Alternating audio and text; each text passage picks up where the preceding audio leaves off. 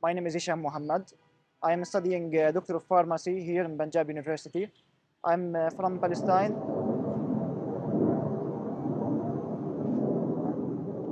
When Hamas attack Israel, I am very happy for this news.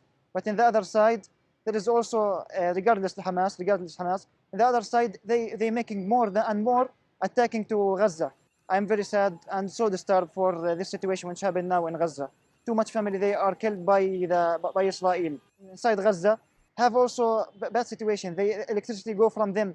Maybe water also cutting from them. So what we can do in this situation? I'm sad also more for the student living here in Pakistan. They come for study and their family now under attack in Gaza. How are they feeling? My family also will live there. So what can I do after that if my home attack and also see all my relatives have also a bad situation there? So I will be in a bad way. Inshallah, there is some solution that stop this war, because we want just to back my country, to back Palestine. It's not just the issue of Palestinian people. It is the issue of all Muslim, of all Arab Muslim countries. So we need not me just.